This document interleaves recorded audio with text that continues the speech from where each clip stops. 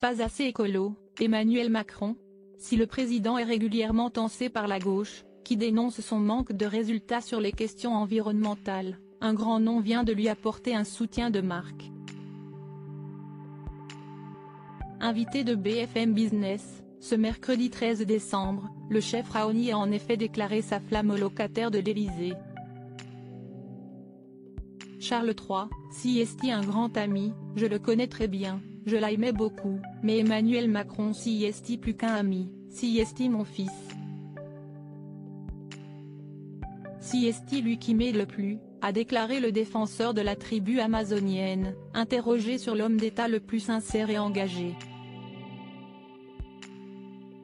Une déclaration qui intervient alors que la France vient de participer à la COP28 à Dubaï, où un accord prévoyant une transition hors des énergies fossiles a été signé. Une étape importante, a salué Emmanuel Macron. Habitué à rencontrer les dirigeants du monde entier, mais aussi des people comme Sting, depuis des dizaines d'années, le chef Raoni parle avec eux de ses inquiétudes, a-t-il expliqué.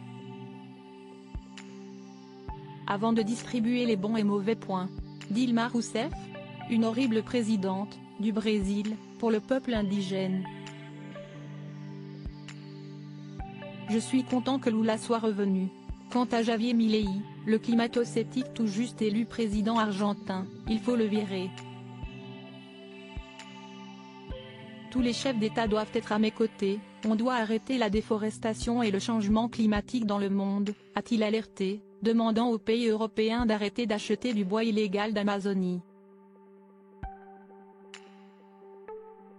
Supérieur à découvrir notre diaporama sur Emmanuel Macron et les femmes de sa vie et les chefs Raoni. Un habitué de l'Élysée, le chef Raoni et Emmanuel Macron ont eu plusieurs occasions pour nouer des liens. En mai 2019, le grand chef du peuple Kayapo avait été reçu à l'Élysée, puis convié au sommet du G7 à Biarritz sous la présidence française quelques semaines plus tard. En juin dernier, rebelote, le mari de Brigitte Macron le reçoit au palais présidentiel pour réitérer son attachement au respect des droits des peuples autochtones. Une initiative saluée même si certains ont rappelé les marges de progrès considérables qu'a la France pour protéger la forêt amazonienne. La France a aussi, avec la Guyane, un morceau de forêt amazonienne sur son propre territoire, et donc quelque chose de très concret à faire chez elle, pour la protéger, avait souligné Arnaud Chevarts, président de France Nature Environnement, s'interrogeant notamment sur la nécessité de vouloir exploiter de l'or, alors qu'il y a tellement en circulation sur la planète.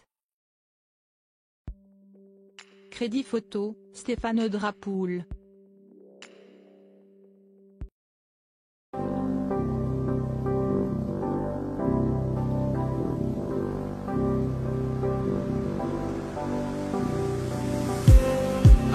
Just